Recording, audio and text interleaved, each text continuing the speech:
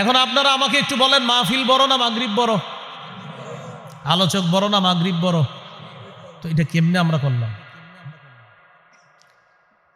আপনি আলোচকরে ফোন দিয়ে দেন, হুজুর মাগরিবের সময় হয়েছে, আমরা আপনাকে রিসিভ করতে আসছি, আমরা মসজিদে মাগরিব পড়তে ঢুকলাম, আপনি যদি চলে আসেন এই মসজিদে মাগরিবটা পড়েন, আর যদি অন্য কোথাও মাগরিব পড়েন হুজুর ওই মসজিদটা আপনি আসার সময় দেখবেন ডান দিকে একটা রাস্তা ঢুকছে, ওখানে একটা মসজিদ আছে, ওখানে আমরা মাগরিবের নামাজটা পড়তেছি, বাস এটা বলে দিলি তো হয়ে গেল।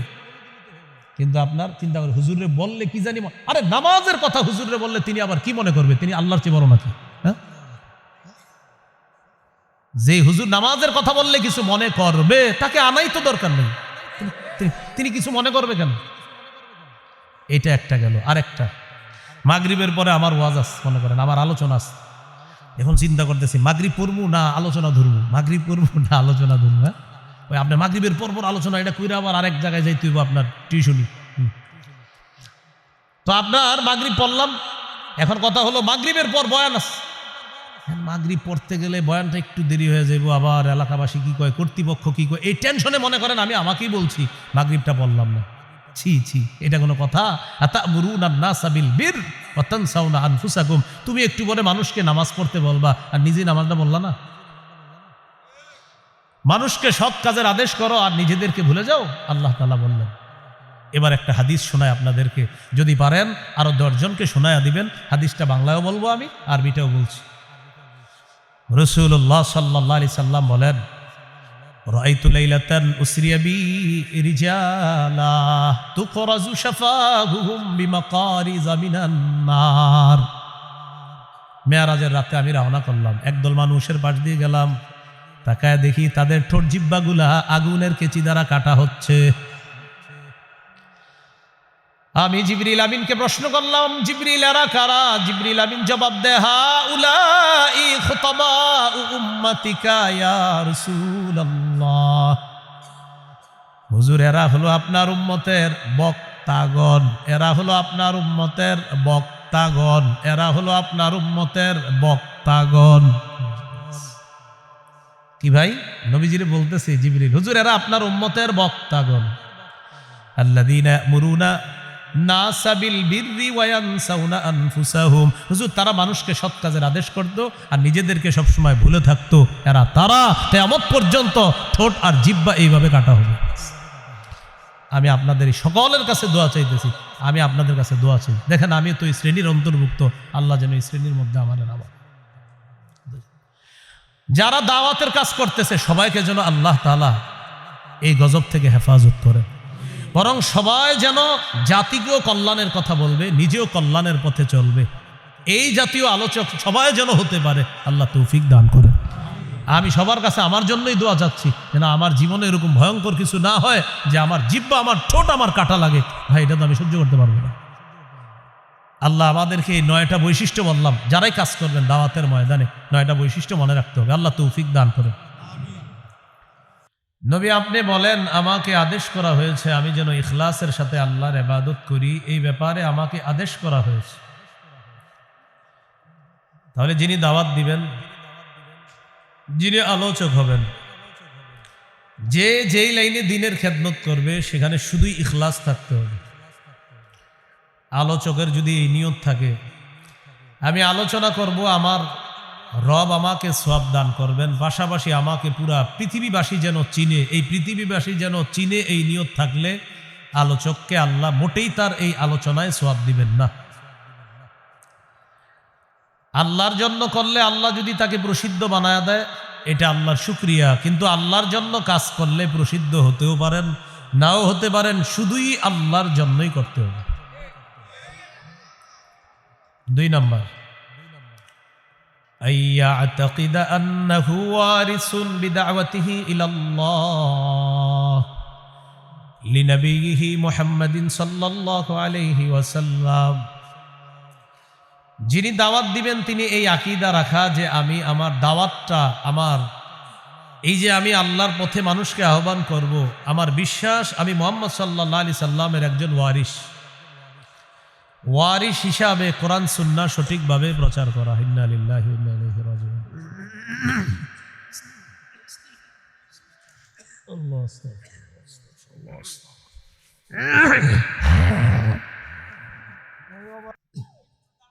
যিনি আল্লাহর পথে মানুষকে আহ্বান করবে তার 2 নম্বর বৈশিষ্ট্য হবে তিনি এই বিশ্বাস রাখা কোরআন সুন্নাহ প্রচার করার ক্ষেত্রে তিনি মুহাম্মদ সাল্লাল্লাহু আলাইহি সাল্লামের ওয়ারিস। তো রাসূলুল্লাহ সাল্লাল্লাহু আলাইহি সাল্লামের ওয়ারিস হিসাবে তিনি ইসলাম প্রচার করা, এই আকীদা রাখা। বিদায় হজের ভাষণে রাসূলুল্লাহ সাল্লাল্লাহু আলাইহি সাল্লাম বলেছেন, ইয়া আইয়ুহান নাস ইন্না রাব্বাকুম ওয়াহিদুন ওয়া ইন্না আবাকুম ওয়াহিদ আলা লা ফাদ্লা লিআরাবিয়্যিন আলা আজমিয়্যিন ওয়ালা লিআজমিয়্যিন আলা আরাবিয়্যিন ওয়ালা লিআহমার আলা আসওয়াদ ওয়ালা লিআসওয়াদ আলা আহমার ইল্লা বিত্তাকওয়া। রাসূলুল্লাহ সাল্লাল্লাহু আলাইহি সাল্লাম বলেন, তোমাদের রব একজন, তোমাদের পিতা একজন, মানে আদম। আরবের উপর অনারবীর, অনারবের উপর আরবের কোনো শ্রেষ্ঠত্ব নাই। সাদার উপর কালো, কালোর উপর সাদার কোনো শ্রেষ্ঠত্ব নাই।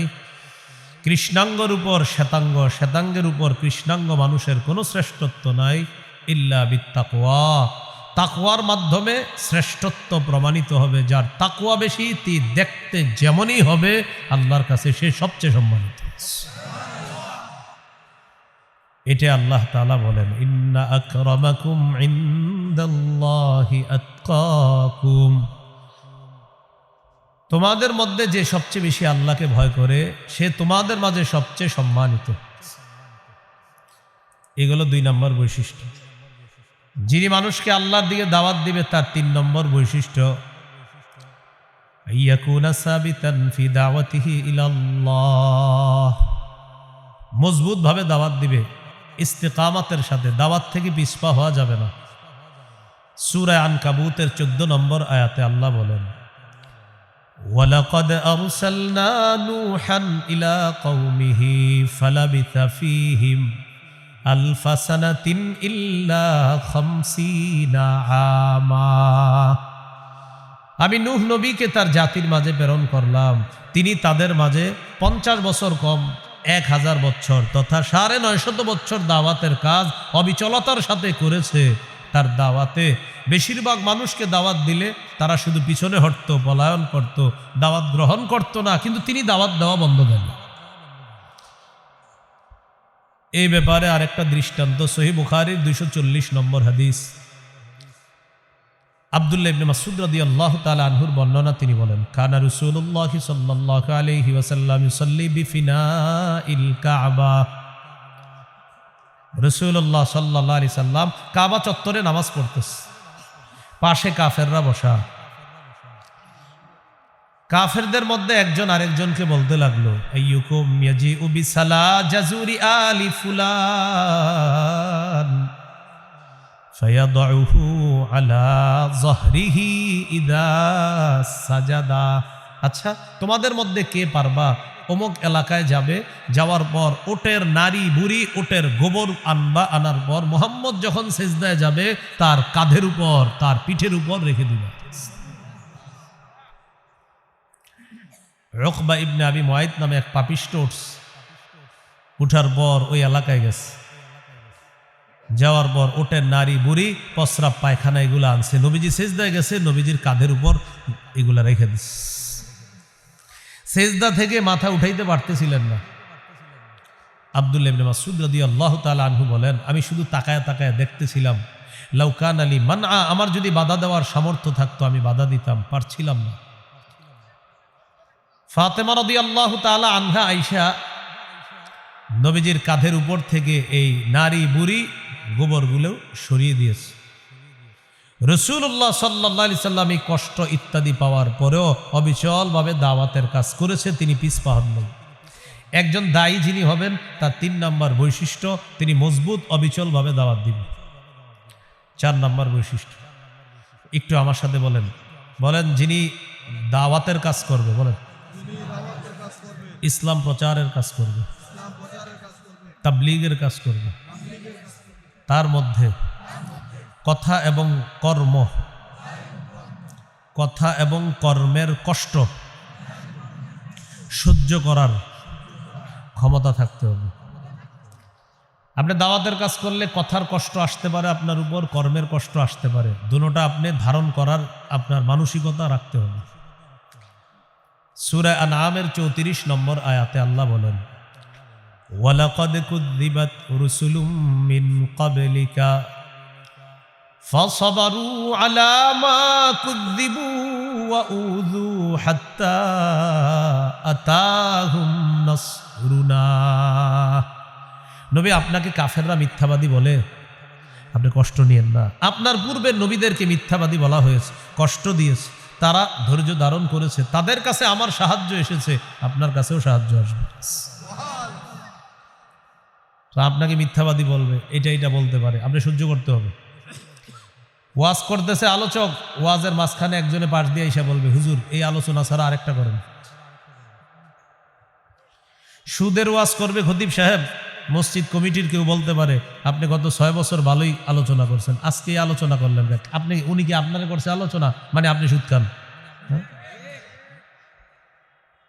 তো এখন যখন ওনারা এটা বলার পরে ওই ইমাম, ওই খতিব, ওই ওয়াজ, ওই ইসলাম প্রচারকের এই মানসিকতা থাকতে হবে যে কথার কষ্ট দিলেও এটা সহ্য করতে হবে। সহ্য করা নবীদের সুন্নত, আর ঝামেলা করা আবু জাহেলের বৈশিষ্ট্য। কর্মের কষ্ট যেমন সহিহ বুখারীর বর্ণনা 4815 নম্বর হাদিস, রাসূলুল্লাহ সাল্লাল্লাহু আলাইহি সাল্লাম কাবা চত্বরে, তাকাইতে হবে আমার দিকে, কাবা চত্বরে নবীজি আছে, একজন কাফের আসছে, নাম উকবা ইবনে আবি মুআইদ। ওই যে নবীজি সিজদার মধ্যে যাওয়ার পরে যে ওটের নারী বুড়ি পায়খানা দিছিল কাঁধে, যেই ব্যক্তিটা, ওই লোকটাই কাবা চত্বরে আসছে। আসার পর দেখে নবীজিকে, নবীজির গলার মধ্যে একটা চাদর পেঁচাইছে, চাদর নবীজির গলায় চাদর পেঁচায়া, লাওয়া সাওবাহু ফি উনুকিহি ওয়া খানাকাহু বিহি খানকান শাদীদা, ধারালো চাদর নবীর গলায় পেঁচায়া দুই দিক থেকে টান দিস চাদর। ফাঁস লাগলে ওই ফাঁসির মানুষটা যেমন কষ্ট হয়, নবীজির ওই মুখের ভিতর থেকে কোনো আওয়াজ বের হচ্ছিল না, এইভাবে এত জোরে টান দিছে দুই দিক থেকে। আবু বকর সিদ্দিক রাদিয়াল্লাহু তাআলা আনহু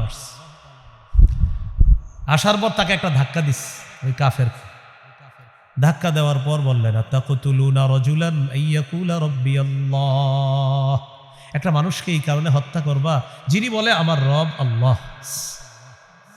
ওয়াকাদ জাআকুম বিল বাইয়িনাতি মির রাব্বিকুম, এই সপক্ষে তিনি তোমাদের কাছে প্রমাণও নিয়ে এসেছেন, এরপরে মানুষটাকে তোমরা হত্যা করবা। কর্মের কষ্ট নবীকে দেওয়া হলো, নবীর গলায় চাদর পেঁচিয়ে নবীকে হত্যা করার চেষ্টা করা হলো। নবীজি অবিচলভাবে দাওয়াতের কাজ চালিয়ে গেলেন। যিনি দাওয়াত দিবে, যারা আমরা তাবলীগের কাজ করব, 4 নাম্বার বৈশিষ্ট্য কথার কষ্ট, কর্মের কষ্ট, এটা ধারণ করতে হবে। 5 নাম্বার আইয়ু আমিলান নাস আলা কদরি উকুলিহিম, মানুষের আকল অনুযায়ী মাঝে মাঝে দাওয়াতের কাজ করতে হবে, মানুষের আকল বুঝার চেষ্টা করতে হবে। সহিহ বুখারীর 126 নম্বর হাদিস, নবীজির মন চাইতেছে কাবা ঘরটা সংস্কার করতে, নবীর মন চাইতেছে যে কাবাটা একটু আমি সংস্কার করব, এটা ভেঙে সুন্দরভাবে আবার এটা বানিয়ে 2টা দরজা করবে, এটা নবীর নিয়ত, মন চায়, কিন্তু করতেছে না। আম্মা জান আয়েশা সিদ্দিকা রাদিয়াল্লাহু তাআলা আনহাকে বললেন, আয়েশা, লাউলা কওমুকি হাদিসুন আহদুহুম, তোমার জাতি যদি নতুন মুসলমান না হতো, তারা নতুন মুসলমান না হইলে, লা নাকাসতুল কাবা ওয়া জাআলতু লাহা বাবাইন, বাবুন ইয়াদখুলুনা ফিহি ওয়া বাবুন ইয়াখরুজুনা মিন। আয়েশা, তোমার জাতি নতুন মুসলমান না হলে আমি কাবাটা ভেঙে কাবার 2টা দরজা বানাইতাম, এক দরজা দিয়ে মানুষ প্রবেশ করত, আরেক দরজা দিয়ে মানুষ বের হইত। কিন্তু তোমার জাতি নতুন মুসলমান হয়েছে, এটা করতে গেলে তারা বলবে হ্যাঁ কি দরকার ছিল, এই জন্য তাদের আকল অনুযায়ী আমি কাজটা মন চাইতেছে করতে, তারপরেও করতেছি না, তাদের মস্তিষ্ক প্রসূত কারণে আমি অফ রইলাম। কি বোঝা গেল এখানে? নবী চাইতেছে 2টা দরজা বানাইতে, কিন্তু যারা নতুন মুসলমান হয়েছে তারা এখন বলবে এটা কাবা ভাঙা কি দরকার, এরকম বলতে পারে। নবী তাদের আকল অনুযায়ী চুপ থাকলেন, কাবাটা সংস্কার করলেন না। এই কাজটাই পরবর্তীতে আব্দুল্লাহ ইবনে জুবায়ের রাদিয়াল্লাহু তাআলা আনহু করেছিলেন। এখান থেকে কি বোঝা যায়? যারা ইসলাম প্রচারের কাজ করবে তারা জাতির মস্তিষ্ক বোঝার চেষ্টা করতে হবে। 6 নাম্বার, আইয়াকুনা আলিমান বিশরিয়াতিল্লাতী ইয়াদউ ইলাইহা। যারা জাতিকে দাওয়াত দিবে, ইসলাম প্রচারের কাজ করবে, দাওয়াত ও তাবলীগের কাজ করবে, তিনি যেই বিষয়ে দাওয়াত দিবে ওই বিষয়ের জ্ঞান থাকতে হবে। আমি ঈমান ইয়াকিনের কথা বলবো, ততটুকু বলবো যতটুকু আমি জানি। আমি গাশতের আদবে কথা বলবো ততটুকু যতটুকু আমি জানি। আমি একজন মানুষকে ইসলামের দাওয়াত দিব ঠিক ততটুকু যতটুকু আমার জানা আছে। হুজুর জানবো কিভাবে? আলেমদের থেকে জানতে হবে, ওলামায়ে কেরামের সোহবতে থাকতে হবে, তাদের থেকে জেনে সঠিকটা বলতে হবে। আর তাদের সোহবতে না থাইকা যদি কোনো পথভ্রষ্ট মানুষের অনুসরণ করেন, সে নিজেও পথভ্রষ্ট হবে, আপনাকেও পথভ্রষ্ট করে ছাড়বে। এটা মাথায় রাখতে হবে। সেও কোরআনের অপব্যাখ্যা দিবে, হাদিসের অপব্যাখ্যা দিবে, আপনি তার অনুসরণে আপনিও এটা মাইরা দিবেন। এবং এই জাতীয় মানুষ পাওয়া যাবে খুঁজলে। আল্লাহ হেফাজত করেন। সূরা বানী ইসরাঈলের 36 নম্বর আয়াতে আল্লাহ বলেন, ইন্নাস সামআ ওয়াল বাসারা ওয়াল ফুআদা কুল্লু উলাইকা কানা আনহু মাসউলা। চোখ, কান, অন্তর এগুলা সম্পর্কে জিজ্ঞাসা করা হবে। সূরা ইয়াসিনের 65 নম্বর আয়াতে আল্লাহ বলেন, আল-ইয়াওমা নাখতিমু আলা আফওয়াহিহিম, আজ আমি তাদের মুখে মোহর মেরে দিব। ওয়া তুকাল্লিমুনা আইদিহিম, তাদের হাত আমার সাথে কথা বলবে। ওয়া তাশহাদু আরজুলুহুম বিমা কানু ইয়াকসিবুন, তাদের পা সাক্ষী দিবে তারা কি কি করছে। সূরা হামিম আস-সাজদা 20-21 নম্বর আয়াতে আল্লাহ বলেন, 24 পারা। ভাই আওয়াজ কি বাড়াইতেছেন? আপনারা কে বলছে আওয়াজ বাড়াইতে? হ্যাঁ, আপনারা কেউ বলছে আওয়াজ বাড়াইতে? আরে কেউ বলছে আপনারে? সেটা বলেন।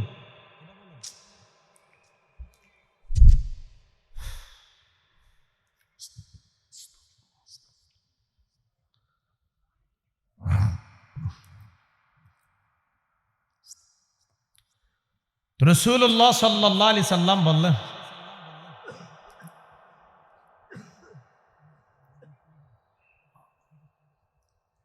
সূরা হামিম আস-সাজদা 20-21 নম্বর আয়াত, 24 পারা 17 নম্বর পৃষ্ঠা 18। ভাই এত আওয়াজের বয়ান হলে আমার আবার দাওয়াত দিয়েন না।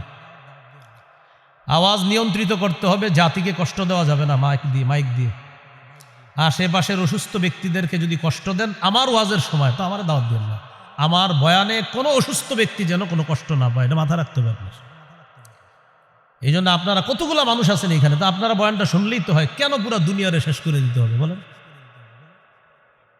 আশেপাশে কত মানুষ এখন ফোনে কথা বলবে প্রয়োজনীয় কথা, তার কথাও তো ডিস্টার্ব হবে। আপনি দেখি একটু মাইকের সামনে কথা বলেন না, আপনার ছেলে বিদেশ থেকে ফোন দিলে।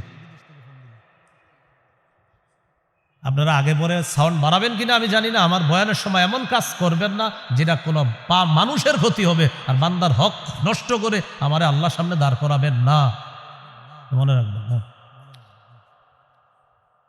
সূরা হামিম আস-সাজদা 20-21 নম্বর আয়াত, 24 পারার 17 নম্বর পৃষ্ঠা 18 নম্বর পৃষ্ঠা। আল্লাহ তাআলা বলেন, হাত্তা ইযা মা জাউহা শাহিদা আলাইহিম সামউহুম ওয়া আবসারুহুম ওয়া জুলুদুহুম বিমা কানু ইয়ামালুন। সেদিন যখন তারা আগুনের সামনে যাবে, তাদের কান, তাদের চোখ, তাদের চামড়া তাদের বিরুদ্ধে সাক্ষী দিবে। ওয়াকালু লিজুলুদিহিম লিমা শাহিদতুম আলাইনা, তারা সেদিন চামড়াকে বলবে, কিরে চামড়া তুইও সাক্ষী দিলি আমাদের বিরুদ্ধে। চামড়াকে বলবে মানুষ, না আপনি আপনার চামড়াকে বলবে, ও চামড়া তুই আজকে সাক্ষী দিলি আমার বিরুদ্ধে। একটু ভাবেন, চামড়ার দিকে তাকাবেন আর ভাববেন এই চামড়া আপনার বিরুদ্ধে সাক্ষী দিবে। তখন চামড়া কি করবে জানেন? চামড়া কথা বলা শুরু করবে। সুবহানাল্লাহ। চামড়া জবাব দিবে, আনতাকাল্লাহুল্লাযী আনতাকা কুল্লা শাই, যে আল্লাহ সবকিছুকে চাইলে কথা বলাইতে পারেন, ওই আল্লাহ আমি চামড়াকে আজকে বাক শক্তি দিয়ে দিয়েছে তোমার বিরুদ্ধে কথা বলার জন্য। তাহলে যিনি দায়ী হবে তিনি বুঝে শুনে কথা বলতে হবে। ধরে নেন এখানে আপনারা কতজন মানুষ হবে হুজুর? আনুমানিক 1000, আরো বেশি হবে। তো 1000ই ধরে নেন। আমি যদি আজকে আপনাদের সামনে 1 মিনিট ওয়াজ করতাম, 1 মিনিট ওয়াজ করে চলে যাইতাম, তাহলে 1 মিনিটকে 1000 করলে 1000 মিনিট, মানে আপনারা প্রত্যেক জনের 1 মিনিট করে কয় হাজার মিনিট? 1000। 2 মিনিট করলে 2000, 3 মিনিট করলে 3000, 5 মিনিট করলে 5000, 10 মিনিট করলে 10,000। ধরে নেন আজকে আমি আপনাদের 1000 মানুষের সামনে 10 মিনিট ওয়াজ করে চলে গেলাম, প্রতিজনের 10 মিনিট করে 1000 10-এ হয় 10,000 মিনিট। এই 10,000 মিনিটের হিসাব আমি আল্লাহর কাছে দিতে হবে। যে তুমি যে জাতির সামনে কথা বললা, প্রত্যেকটা বান্দা আমার বান্দারা ছিল, 1000 বান্দা ছিল, তুমি 10 মিনিট ওয়াজ করছো। আরিফ বলো তুমি কি কি বলছো, তোমার জবান দিয়ে তুমি তাদের সামনে কি বলছো, হিসাব দাও আমি আল্লাহর কাছে। তাহলে আধা ঘন্টা মিথ্যা কথা বলে হাসানো আপনাদেরকে, এরকম আলোচনাও তো হয়, সেটার কি হবে বলেন? তিরমিজির 2616 নম্বর হাদিস, রাসূলুল্লাহ সাল্লাল্লাহু আলাইহি সাল্লাম বলেন, কুফা আলাইকা হাযা, এটা নিয়ন্ত্রণ করবা। সাহাবী বললেন, ইন্না লা মুআখাযুনা বিমা নাতাকাল্লাম, হুজুর জিহ্বার কারণেও কি আমরা ধরা খাবো? রাসূলুল্লাহ সাল্লাল্লাহু আলাইহি সাল্লাম বললেন, হাল ইয়াকুবুন নাসা ফিন নারি আলা ওয়ুজুহিহিম আও আলা মানাখিরিহিম ইল্লা হাসাইদু আলসিনাতিহিম, বেশিরভাগ মানুষ শুধু জিহ্বার অপরাধে মাথাটা নিচে পা উপরের দিকে দিয়ে ধাক্কাইতে ধাক্কাইতে জাহান্নামে নিক্ষেপ করা হবে, শুধু জিহ্বার অপরাধে। ভাই কিসের অপরাধ? হ্যাঁ, জিহ্বার অপরাধ। আল্লাহ আমাদেরকে হেফাজত করেন। রাসূলুল্লাহ সাল্লাল্লাহু আলাইহি সাল্লাম বলেন, মাইয়াজমান লিমা বাইনা লাহইহি ওয়া মা বাইনা রিজলাইহি, কেউ যদি জিহ্বা আর লজ্জাস্থান এই 2 অঙ্গ দিয়ে সে গুনাহ করে না, এই নিরাপত্তা নিশ্চয়তা দিয়ে দেয়, আজমান লাহুল জান্নাহ, আমি তাকে জান্নাতে নেওয়ার জিম্মাদার হয়ে যাব। তাহলে যিনি দায়ী হবেন, যিনি আলোচক হবেন, তার মাথায় রাখা আমি যা বলতেছি এটার হিসাব আল্লাহর কাছে দিতে হবে, এবং আমি জেনে বুঝে সঠিকটা বলতে হবে। এরপরেও যদি আপনাদের সামনে আমি ভুল বলে ফেলি, কোনো আলেম যদি আমার সেই ভুল ধরিয়ে দেয়, আমি মেনে নেওয়া আর আমার ভক্তরাও এটা মেনে নেওয়া। কিন্তু বর্তমানে কোনো আলেম যদি ভুল ধরিয়েও দেয়, তিনিও মানে না, ভক্তরাও মানতে চান। এটা আমাদের একটা বদকিসমতি। না, আমি যারে মহব্বত করি, হুজুর ভুল করতে পারে না, আরিফ বিন হাবিব ভুল করবে, এটা হতেই পারে না। এরকম আমার এক জাতীয় ভক্ত আছে। আপনারা আমার ভক্ত না, শত্রু। আমার ভুল হবে না তো কার ভুল হবে? অবশ্যই ভুল হবে। সেই ভুল আলেমরা ধরিয়ে দিবে, সেটা আমি শুধরে নিতে হবে। যদিও আমি বিশ্ব আমির হই, আমার যদি ভুলও হয় আর ওলামায়ে কেরাম যদি সেই ভুল ধরিয়ে দেয়, আমি মেনে নেওয়া এবং আমার অনুসারীরা মেনে নেওয়ার নাম হবে বুদ্ধিমানের কাজ, আর মেনে না নেওয়ার নাম হবে পথভ্রষ্টতা, গোমরাহি, জাহান্নামের কাজ। এই হলো 6 নাম্বার, যিনি দাওয়াত দিবে তার গুণ। 7 নাম্বার বৈশিষ্ট্য হবে, যিনি দাওয়াত দিবে তিনি উম্মতের কল্যাণকামী হতে হবে। প্রত্যেকটা মানুষ আমার সামনে যারা আছেন, আমি আপনাদের কল্যাণ কামনা করতে হবে। আমি এখানে আসার পর দেখেন আপনার প্রত্যেকে যারা দাঁড়িয়ে আছেন, বসে আছেন, সবার কল্যাণ কামনা করা, এটা আমার গুণ, বৈশিষ্ট্য থাকতে হবে। আপনারা আমার সাথে যদি খারাপ আচরণও করেন, কিন্তু আমি আপনাদের কল্যাণ কামনা করতে হবে, এটা একজন দায়ীর গুণ থাকতে হবে। আর খারাপ আচরণের ব্যাপারে তো বললাম, দায়ীর সাথে কথার কষ্ট হতে পারে, কর্মের কষ্ট হতে পারে, এটা তার সহ্য করতে হবে। সহিহ বুখারীর 57 নম্বর হাদিস, আন জারির ইবনে আব্দুল্লাহ রাদিয়াল্লাহু তাআলা আনহু قال বায়াতু রাসূলুল্লাহ সাল্লাল্লাহু আলাইহি ওয়াসাল্লাম আলা ইকামিস সালাতি ওয়া ইতাইজ যাকাতি ওয়ান নুসহি লিকুল্লি মুসলিম। জারির ইবনে আব্দুল্লাহ বলেন, আমি আল্লাহর রাসূলের কাছে বায়াত হলাম এই মর্মে, আমি নামাজ কায়েম করব, যাকাত আদায় করব, সারা পৃথিবীর সমস্ত মুসলমানের কল্যাণ কামনা করব, এই মর্মে আমি নবীর কাছে বায়াত হলাম। প্রত্যেকটা মুসলমানের কল্যাণ কামনা করতে হবে। 8 নাম্বার, যিনি দায়ী হবে, দাওয়াত দিবে, তিনি যাদেরকে দাওয়াত দিবে তাদের হেদায়েতের দোয়া করতে হবে। আমি আপনাদের এখান থেকে চলে যাওয়ার পরেও অন্য এলাকায় গিয়ে আমার দায়িত্ব কর্তব্য আপনাদের জন্য দোয়া করা, যেখানেই থাকি সবার জন্য দোয়া করতে হবে। এই জন্য আমি আমার প্রত্যেক দিনের সর্বশেষ দোয়ায় আমি বলি, আল্লাহ আমার সামনে যারা বসা, আমি যাদের সামনে বসি, আল্লাহ এই পৃথিবীর যত মানুষের সামনে আমি বসেছি, যারা আমার সামনে বসেছে, যাদের কাছে আমি কোরআন সুন্নাহর 2-4টা কথা প্রচার করেছি, আল্লাহ আমার মা, আমার বাবা, আমার উস্তাদ, আমার ছাত্র ভাই, আমার কলিগ, সহপাঠী, সবার সাথে আপনি আমাকে জান্নাতে দেখা করায় দিন। এই দোয়াটা আমি প্রতিদিন সর্বশেষ দোয়া হয়, আমি চেষ্টা করি সবার জন্য দোয়া করতে, কারণ এটা দায়িত্ব। যিনি দাওয়াত দিবে তার দায়িত্ব, কর্তব্যের দোয়া করতে হবে। সহিহ বুখারীর বর্ণনা 2937 নম্বর হাদিস, 2937। এই হাদিসের মধ্যে আছে, রাসূল সাল্লাল্লাহু আলাইহি সাল্লামকে বললেন, হুজুর ইন্না দাউসান আসদ, দাউস গোত্র, বলেন কি গোত্র? দাউস। একটা এলাকা, এই দাউস গোত্র আসদ নাফরমান, এরা নাফরমানি করছে, হুজুর তাদের বিরুদ্ধে বদদোয়া করেন। নবীজি বললেন আল্লাহুম্মা হদি দাউসা, আল্লাহ দাউস গোত্রকে আপনি হেদায়েত দিয়ে দেন। সুবহানাল্লাহ। নবীকে বললেন ইয়া রাসূলুল্লাহ দাউস গোত্রের বিরুদ্ধে বদদোয়া করেন। আল্লাহ নবী বললেন আল্লাহুম্মা হদি দাউসা, আল্লাহ দাউসকে আপনি হেদায়েত দিয়ে দেন। ওয়াতি বিহিম, এবং তাদেরকে আপনি ইসলামের ছায়াতলে নিয়ে আসেন। সুবহানাল্লাহ। আপনার দাউসকে আল্লাহ হেদায়েত দিয়ে দেন আর দাউসকে ইসলামের পতাকা তলে নিয়ে আসেন। নবীরে বললেন বদদোয়া করেন, নবী করে দিলেন দোয়া। সুবহানাল্লাহ। এটা দায়ের 8 নম্বর গুণ। বুখারীর বর্ণনা, মুসলিমেরও বর্ণনা। তায়েফের ময়দানে রক্তাক্ত করার পর পড়ে আছে আম্মাজান আয়েশা সিদ্দিকা রাদিয়াল্লাহু তাআলা আনহাকে বলেন, আয়েশা আমি তো বেহুশ, হঠাৎ হুশ ফিরে আসার পর দেখি ফাইদা আনা বিকারনি তাআলিম, আমি এক জায়গায় উপরের দিকে তাকাইলাম, তাকায় দেখি জিবরিল আমিন আমাকে তার ডানা দিয়ে ছায়া দিয়ে রাখছে। ওই মুহূর্তে জিবরিল আমাকে বলতেছে, হাবিব একজন ফেরেশতা নিয়ে আসছে। কে এটা? আপনারে সালাম দিব। তো এই ফেরেশতা নবীজিকে সালাম দিলেন।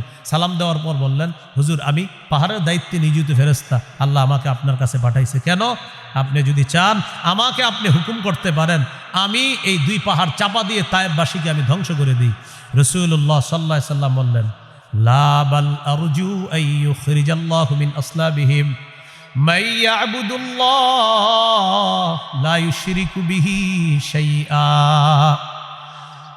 আমি চাই না তুমি তাদেরকে ধ্বংস করে দাও, আমি চাই আজকে আমি যাদেরকে দাওয়াত দেওয়ার পর আমাকে রক্তাক্ত করলো, আমার আশা তারা আমার দাওয়াত গ্রহণ করে নাই, তাদের ঔরস থেকে যে সন্তানরা দুনিয়াতে আসবে তারা আমার দাওয়াত গ্রহণ করে এক আল্লাহর ইবাদত করবে, আল্লাহর সাথে শিরিক করবে না।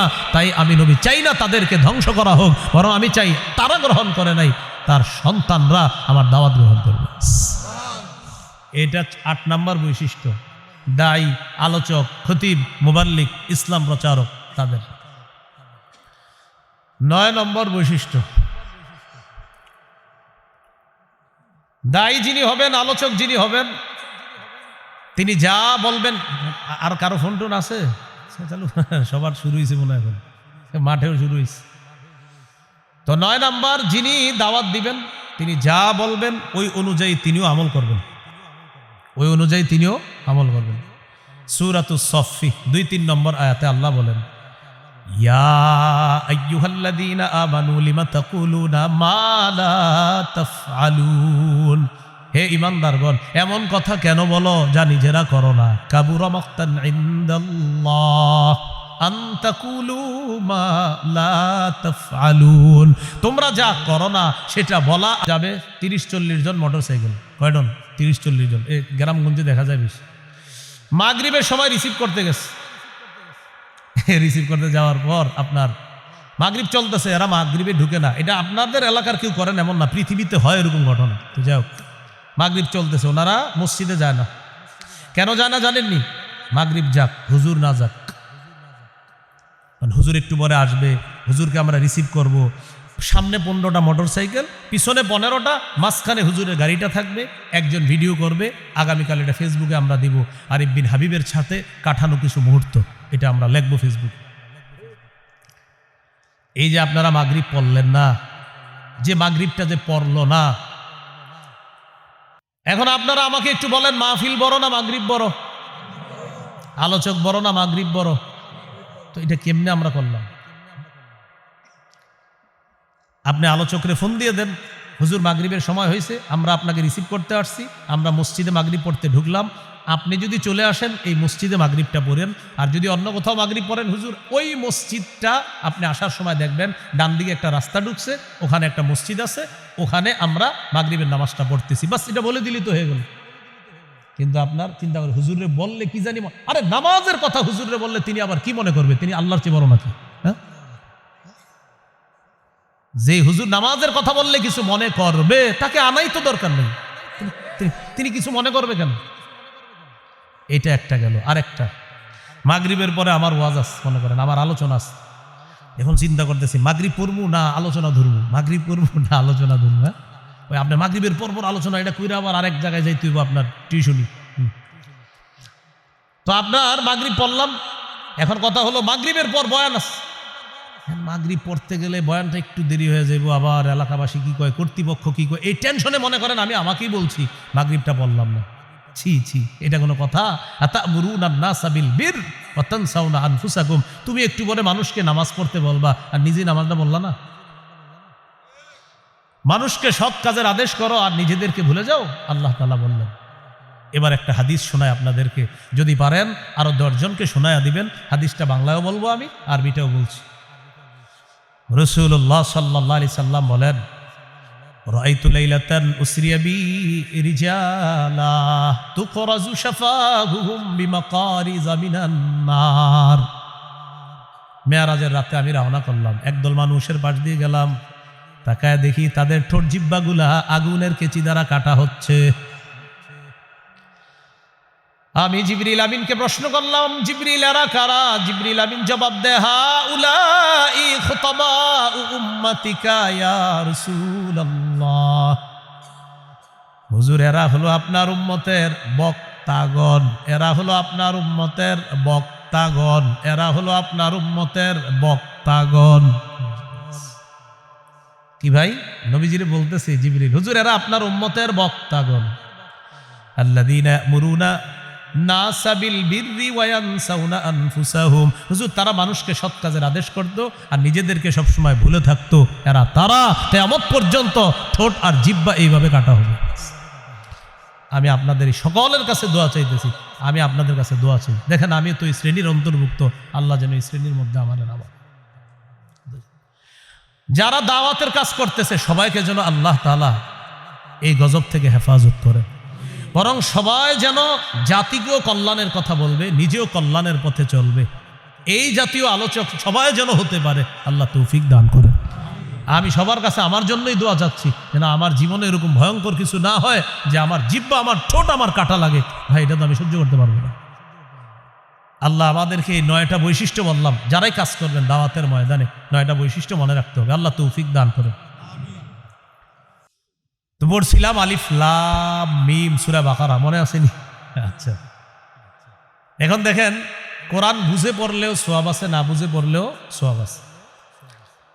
কেউ যদি বলে কোরআন না বুঝে পড়লে কোনো ফায়দা নাই, কোনো উপকার নাই, কথাটা ঠিক না।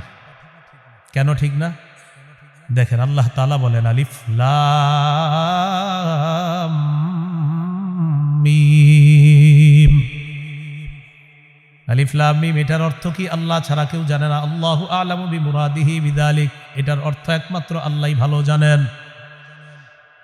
এখন যদি বলেন অর্থ না বুঝে বুঝলে কোনো সওয়াব নাই, তাহলে আলিফ লাম মিম এটার কি কোনো সওয়াব নাই? আছে সওয়াব? তো অর্থ তো জানি না। আলিফ লাম মিম এটার অর্থ জানি তো সওয়াব আসেনি, তো অর্থ না জানলে না বলে লাভ নাই। অর্থ না জানলে না বলে আপনি লাভ নাই বললেন, তো অর্থ না জানলে যদি লাভ না থাকে তো আলিফ লাম মিমের কি হবে সেটা বলেন। তিরমিজির হাদিস 2910 নম্বর হাদিস, ক্বালা রাসূলুল্লাহ সাল্লাল্লাহু আলাইহি ওয়াসাল্লাম মান ক্বারাআ হারফাম মিন কিতাবিল্লাহ ফালাহু বিহি হাসানা ওয়াল হাসানাতু বিআশরি আমসালিহা। নবীজি বলেন কোরআনের একটা অক্ষর যদি কেউ তেলাওয়াত করে সাথে সাথে তার আমলনামায় 10টা নেকি লিপিবদ্ধ হয়ে যায়। এরপর নবী এমন একটা আয়াত দিয়ে নবী দলিল দিলেন, নবী বলেন আলিফ লাম মিম, নবী বলেন লা আকুলু আলিফ লাম মিম হারফুন, আমি নবী বলছি না আলিফ লাম মিম পুরাটা একটা অক্ষর, এমনটা বলি না, বরং আলিফুন হারফুন ওয়া লামুন হারফুন ওয়া মিমুন হারফুন, আরিফ একটা অক্ষর, লাম একটা অক্ষর, মিম একটা অক্ষর। আলিফ লাম মিম কারো মুখ থেকে যদি উচ্চারণ হয়, যদিও অর্থ জানি না, সাথে সাথে তার আমলনামায় 30টা নেকি লিপিবদ্ধ করে দেওয়া হয়। তাহলে অর্থ না বুঝে পড়লেও সওয়াব আছে। বাকি সবাইকে উৎসাহিত করব, অর্থ বোঝার চেষ্টা করব, বলেন ইনশাআল্লাহ। বয়স্ক শিক্ষা, কোরআন শিক্ষা হয় এখানে। আমি বয়স্ক শিক্ষা মাদ্রাসার মোতামিম সাহেবকে বলবো, আপনি কোরআন শিখানোর পাশাপাশি তাদেরকে অন্তত আলাম তারা থেকে নিয়ে নাস পর্যন্ত সূরাগুলোর অনুবাদও শিখিয়ে দেন। মহিলাদেরও বয়স্ক শিক্ষা এখানে আছে, মা বোনদেরকেও আপনারা আলাম তারা থেকে অন্তত নাস পর্যন্ত অনুবাদ শিখান। লাভ হবে কি, তিনি যখন নামাজে দাঁড়াবে দাঁড়ানোর পর আউযুবিল্লাহর অনুবাদও পারে, বিসমিল্লাহর অনুবাদ পারে, আলহামদুলিল্লাহি রাব্বিল আলামিন পুরা সূরার অনুবাদ পারে। এরপর পড়তেছে আলাম তারা কাইফা ফাআলা রাব্বুকা বিআসহাবিল ফিল পুরা সূরার অনুবাদ পারে। অনুবাদ একদিক দিয়ে মুখে পড়তেছে আর অন্তরে অনুবাদ মনে পড়তেছে। ইবলিস ধোঁকা দেওয়ার সুযোগ পাইতেছে না। 4 রাকাত নামাজে ফাতিহাও পড়ল, সূরাও মিলাইলো, অনুবাদগুলাও তিনি পারে। রব্বানা লাকাল হামদের অনুবাদও পারে, সুবহানা রব্বিয়াল আযীমের অনুবাদ পারে, সুবহানা রব্বিয়াল আলার অনুবাদ পারে, আত-তাহিয়াতুর অনুবাদ পারে, আল্লাহুম্মা সাল্লি আলা মুহাম্মদ, আল্লাহুম্মা বারিক আলা মুহাম্মদ এগুলার অনুবাদও পারে। পুরা নামাজ শেষ করবে আসসালামু আলাইকুম ওয়া রাহমাতুল্লাহ এটারও অনুবাদ পারে। পুরা নামাজে ইবলিস ট্রাই করছিল আপনারে ধোঁকা দেওয়ার, বেচারা পারে নাই। কেন পারে নাই? কারণ আপনি একদিক দিয়ে পড়তেছেন, আরেক দিক দিয়ে আপনার দিলে চলতেছে ও আলাম তারার মানে এটা, লিইলাফির মানে এটা, সুবহানা রব্বিয়াল আযীম আলা আমি বুঝতেছি, কলবের মধ্যে আপনার বুঝ আসতেছে, জবানে আপনি পড়তেছেন। ইবলিস ধোঁকা দেওয়ার চেষ্টা চালায়াও সালাম পর্যন্ত ধোঁকা দিতে পারে নাই। এই জন্য আলাম তারা থেকে কিছু সূরা আমরা শিখিয়ে দেব। বয়স্ক যারা আছে, এই মাশাআল্লাহ আমার আগে যিনি তেলাওয়াত করছে উনিও মনে হয় এই বয়স্ক মাদ্রাসার ছাত্র। হ্যাঁ, কত সুন্দর তেলাওয়াত করছে, তো বুঝারই উপায় নেই। এই যে একটু আগে যিনি তেলাওয়াত করছে উনি যে বয়স্ক মাদ্রাসার ছাত্র, আমি তো ভাবছি কোনো কারি সাহেব পড়তেছে, মানে কোনো কারি বলতে উনি পড়াশোনা করে একজন জেনুইন মাদ্রাসার কারি সাহেব, আমি এটাই ভাবছি। পরে হুজুর এসে বলতেছে হুজুর উনি কিন্তু আমাকে বয়স্ক মাদ্রাসার ছাত্র। সুবহানাল্লাহ। তো মাশাআল্লাহ, আল্লাহ তাআলা তাকে সহ আরো যারা এরকম বয়স্ক মাদ্রাসায় আছেন সকলকে যেন এমন সুন্দরভাবে কোরআন তেলাওয়াত করতে পারেন, আল্লাহ তৌফিক দান করেন। এইগুলো আলিফ লাম মিম। এরপরে আল্লাহ বলেন যালিকাল কিতাবু লা রাইবা ফীহ, এই কিতাব, এটার মধ্যে কোনো সন্দেহ নাই। এই কিতাব যে আল্লাহর পক্ষ থেকে, এতে কোনো সন্দেহ নাই। সূরা ইউনূসের 37 নম্বর আয়াতে আল্লাহ বলেন ওয়ামা কানা হাযাল কুরআনু আইয়ুফতারা মিন দুনিল্লাহ ওয়ালাকিন তাসদীকাল্লাযী বাইনা ইয়াদাইহি ওয়া তাফসীলাল কিতাবি লা রাইবা ফীহি মির রাব্বিল আলামিন। আল্লাহ তাআলা বলেন এই কোরআন কারো থেকে বানানো নয়, এটা আল্লাহ ছাড়া কারো থেকে তৈরি করা না, বরং এটা আল্লাহর পক্ষ থেকে কিতাব। এই কিতাব তার আগের যতগুলা আসমানি কিতাব আছে সবগুলা কিতাবকে সত্যায়ন করে হলো আল কোরআন। এই কোরআন তার পূর্বের যত কিতাব আছে সব কিতাবগুলার ব্যাখ্যা দেয়, এটা হলো আল কোরআন। এরপর আল্লাহ বলেন লা রাইবা ফীহি মির রাব্বিল আলামিন, এই কোরআন রবের পক্ষ থেকে নাজিলকৃত কিতাব, এতে কোনো সন্দেহ নেই।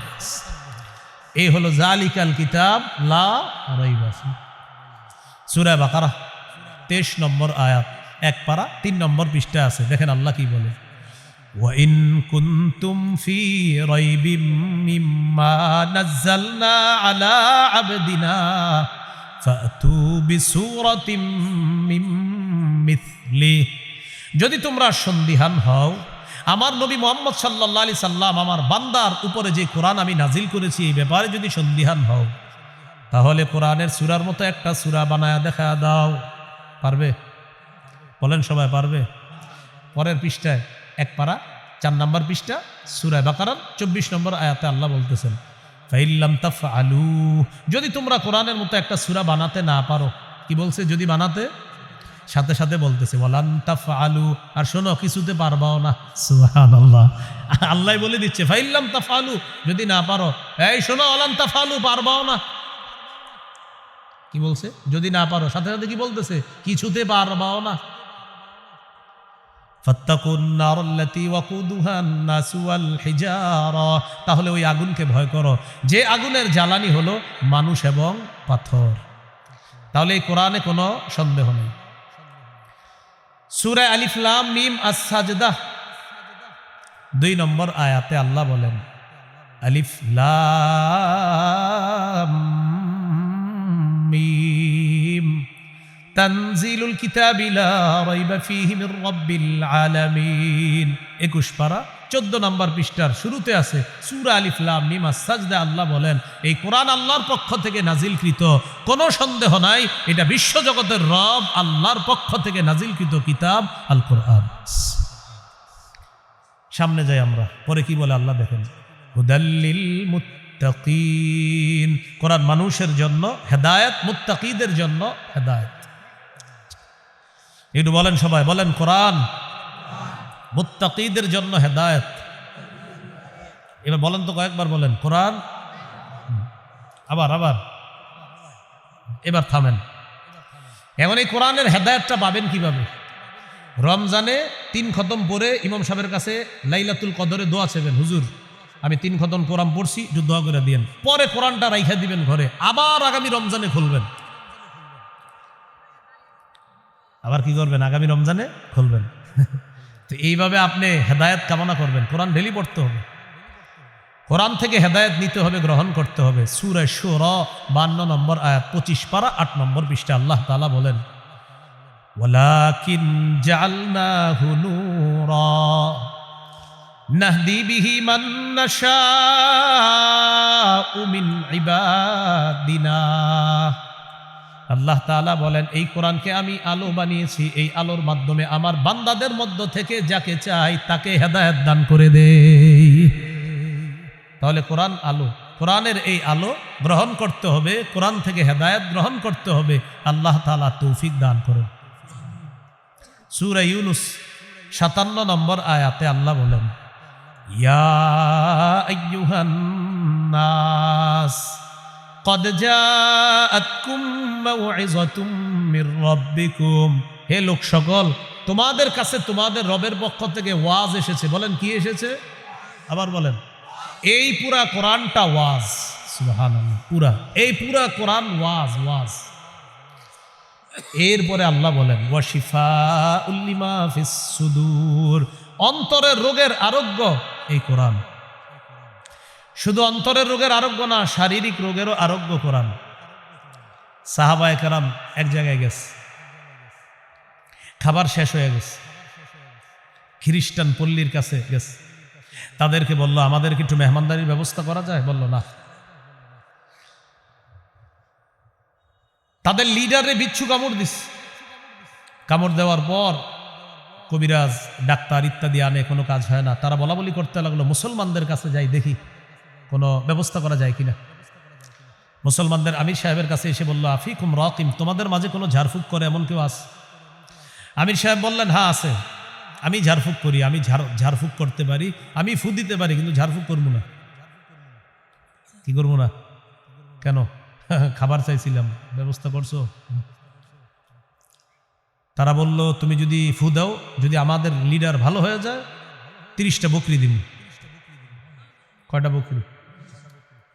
তিনি গেলেন, যাওয়ার পরে কি যেন বললেন, পুরা লিডারের গায়ে ফু দিছে, ভালো হয়ে গেছে, বকরি 30টা পেয়ে গেছে। বকরি পাওয়ার পর সাহাবায়ে কেরামের মধ্যে বলা বলি করতে লাগলো, আচ্ছা বকরি তো আনলাম, এখন খাওয়া জায়েজ আছে কিনা এই মাসালা তো জানি না। ফু দিয়ে যে বকরি আনলাম, এখন খাওয়া জায়েজ আছে কিনা। রাসূলুল্লাহ সাল্লাল্লাহু আলাইহি সাল্লামের কাছে গেছে। যাওয়ার পর রাসূলুল্লাহ সাল্লাল্লাহু আলাইহি সাল্লামকে বললেন, হুজুর এরকম আমরা ফু দিলাম, ফু দেওয়ার পর আল্লাহ তাআলা রোগীকে ভালো করে দিছে। ভালো করার পর তখন আমাদেরকে 30টা বকরি দিছে, এখন এই বকরি খাওয়া জায়েজ আছে কিনা এটা তো জানি না, মাসালা জিজ্ঞাসা করার জন্য আপনার কাছে আসছে। রাসূলুল্লাহ সাল্লাল্লাহু আলাইহি সাল্লাম বললেন, তুমি কি পয়রা ফু দিছো বলো তো? তো কয়, হুজুর আমি সূরা ফাতিহা। এইখানে বুঝতেছেন না আপনারা? তো হইলই তো, আর কি।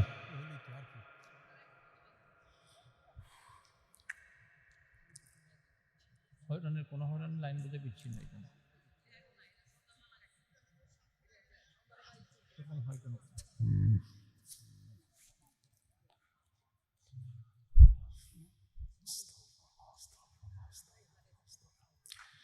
রাসূলুল্লাহ সাল্লাল্লাহু আলাইহি সাল্লাম বললেন, কি পুরা ফু দিছো? হুজুর সূরা ফাতিহা পুরা ফু দিছি, ভালো হয়ে গেছে। রোগীকে আল্লাহ ভালো করে দিছে। 7 বার সূরা ফাতিহা পড়ে এরকম পানিতে ফু দিয়ে খাবেন, পেট ব্যথা ভালো হয়ে যাবে ইনশাআল্লাহ। যে রোগ আছে আপনার সন্তানের শরীরে, ওই রোগের জন্য আপনি এটা করবেন, ইনশাআল্লাহ আল্লাহ ভালো করে দিবে। হ্যাঁ, নবীজি বললেন, এখন কি করতে আসছো? হুজুর বকরি পাইছি, কি করবো এখন? নবীজি বললেন, তোমরাও খাও, আমার জন্য রাখো। তোমরাও খাও, আমার জন্য রাখো। এতে বোঝা যায় কোরআন আরোগ্য, কোরআন শিফা।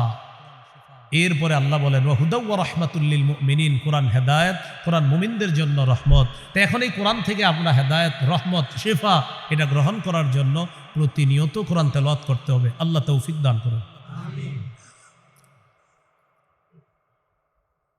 তিরমিজির বর্ণনা 2909 নম্বর হাদিস, রাসূলুল্লাহ সাল্লাল্লাহু আলাইহি সাল্লাম বলেন খায়রুকুম মান তাআল্লামাল কুরআনা ওয়া আল্লামা, তোমাদের মধ্যে সর্বোত্তম ওই ব্যক্তি যে কোরআন শিখে অন্যকে শিখায়। সহিহ বুখারীর বর্ণনা 5011 নম্বর হাদিস, এক ব্যক্তি কানা রাজুলুন ইয়াকরাউ সূরাতাল কাহফি, এক সাহাবী রাতের বেলা সূরা কাহফ পড়তেছে। তাগশাতহু সাহাবা, আকাশের মেঘখণ্ড আসছে বাড়ির উপরে। মেঘখণ্ড আসার পর তিনি কোরআন তেলাওয়াত করে, আকাশের মেঘখণ্ড তার বাড়ির উপরে, আর পাশে তার ঘোড়াটা খালি লাফায়, ঘোড়া লাফায়। কোরআন তেলাওয়াত থামাইলেন, মেঘখণ্ড চলে গেল। পরের দিন নবীর কাছে আসার পর বললেন ইয়া রাসূলুল্লাহ, রাতে কোরআন তেলাওয়াত করতেছিলাম, একটা মেঘখণ্ড দেখলাম বাড়ির উপরে আসছে, হুজুর ব্যাপারটা বুঝলাম না।